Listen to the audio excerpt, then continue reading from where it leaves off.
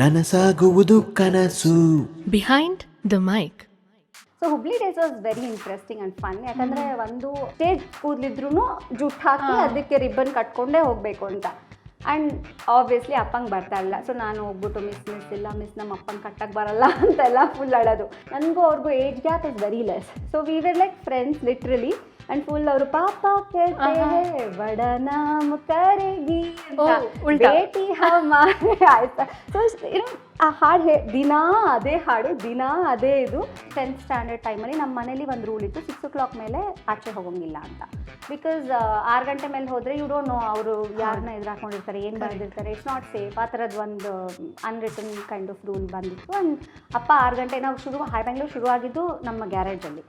I must say hi Bangalore ಶುರುವಾಗೋಕ್ಕೆ Agni Shridhar has been very very helpful. So ಅವರಿದ್ದರು. And ಇನ್ನೊಂದು ಸ್ವಲ್ಪ ಜನ ಇದ್ದರು.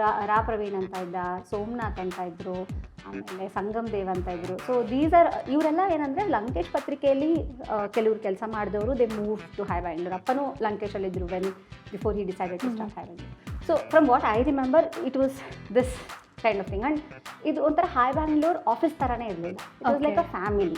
ಅದು ಇದ್ದಿದ್ದು ಕೂಡ ಒಂದು ಮನೆ ಥರದ ಒಂದು ವಾತಾವರಣದಲ್ಲೇ ಇದ್ದಿದ್ದು. ಒಂದು ಮೂವ್ಡ್ ಇಂಟು ತುಂಬ ಆಫೀಸ್ ಚೇಂಜ್ ಮಾಡಲ್ಲ. ಒಂದು ಹೈ ಬ್ಯಾಂಗ್ಳೂರ್ ಗ್ಯಾರೇಜಲ್ಲಿ ಶುರುವಾಯಿತು. ಅಲ್ಲಾದಮೇಲೆ ಐ ರಿಮೆಂಬರ್ ಎಡಿಷನ್ ಬಂದಿದ್ದ ದಿನ ಗುರುವಾರ ಬರ್ತಿತ್ತು. ಸೊ ಗುರುವಾರ ಬಂದಿದ್ದ ದಿನ ಅಪ್ಪ ಆಟೋಲ್ಲಿ ಕೂತ್ಕೊಂಡು ಹೈ ಬ್ಯಾಂಗ್ಳೂರ್ ಅಂತ ಸಿಗ್ನಲ್ ಅಲ್ಲೆಲ್ಲ ಹಂಚ್ಕೊಂಡು ಬರೋರು. Practical experiences. ನೀವು ಓದೋದಕ್ಕೂ ಓದಿ ಅದನ್ನು ಬೈ ಹಾರ್ಟ್ ಮಾಡಿ ಡೆಮೋಕ್ರಸಿ ಅಂದರೆ ಏನು, ಅಥವಾ ಜರ್ನಲಿಸಮ್ ಅಂದರೆ ಏನು, ಮಾಸ್ ಕಮ್ಯುನಿಕೇಷನ್ ಅಂದರೆ ಏನು, ಕಮ್ಯುನಿಕೇಷನ್ ಅಂದರೆ ಏನು, ಇದೆಲ್ಲ ಬೈ ಹಾರ್ಟ್ ಮಾಡಿ ಬರೆಯೋದಕ್ಕೂ ನಾವು ಆ್ಯಕ್ಚುಲಿ ಮಾಡೋ ಜರ್ನಲಿಸಮ್ಗೂ is a lot of difference. ಇನ್ನೊಂದು what I had done was a comparison between Lankesh Patrike and hi Bangalore. Very interesting. ನನ್ನ ಮಗಳು ನಿಮ್ಮ ಮಗನೇ ಮದುವೆ ಆಗ್ತಾಳಂತೆ, ಅವ್ರು ಡಿಸೈಡ್ ಮಾಡಿಬಿದ್ದಾರಂತೆ. ಸೊ ನಾವು ಬಿಡ್ತಾ ಇದ್ದೀವಿ, ನಾನು ಹೊರಟೆ ಅಂತ he left me they. Oh my god. ಬೆಳಿಗ್ಗೆ ಎದ್ದ ತಕ್ಷಣ ನಮ್ಮ ಕ್ರೈಮ್ ರಿಪೋರ್ಟರ್ಸ್ಗೆ first thing we get is we make some calls and find out ಏನಾಗಿದೆ ಅಂತ ವಿ ಚೆಕ್. ಏನಾದರೂ ಮೇಜರ್ ಆಗಿದೆಯಾ, that used to be a language word which we used to use. ಏನಾದ್ರು ಮೇಜರ್ ಆಗಿದೆಯಾ ಅಂತ.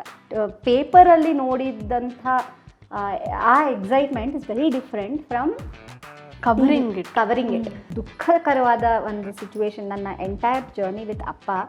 ಅದರಲ್ಲಿ ನನಗೆ 2 ಸಲ ತುಂಬ ದುಃಖ ಆಗಿರೋದು. ಒಂದು ಅಪ್ಪ when he married again, and ಎರಡನೇದು ಓಕೆ ಕೇಸ್ಗಳು ಇರ್ತಿತ್ತು ಅಪ್ಪನ ಮೇಲೆ. It's not new for us. ಏನೋ ಡೆಫಿನೇಷನ್ ಕೇಸ್ ಇತ್ತು, ಎಲ್ಲ ಇತ್ತು. ಬಟ್ ಯಾಕೆ ಬಂದಿತ್ತು ಅದೆಲ್ಲ ಅವ್ರು ಬರ್ದಿದ್ದಕ್ಕೆ ಬಂದಿತ್ತು. We know whether what is true, what is not true, we can fight it out.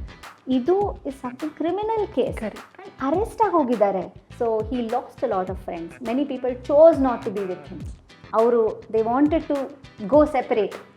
Didn't want to associate with him. Y?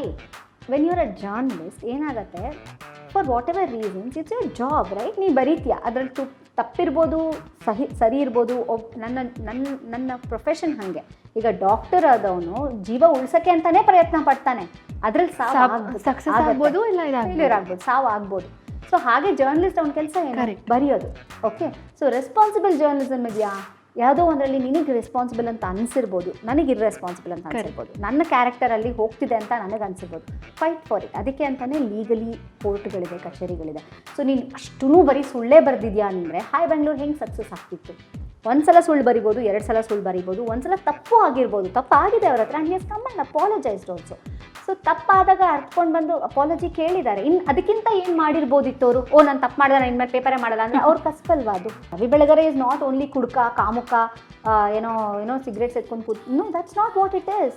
Look at the other side. ಎಷ್ಟು ಜನಕ್ಕೆ ಎಜುಕೇಷನ್ ಕೊಟ್ಟಿದ್ದಾರೆ.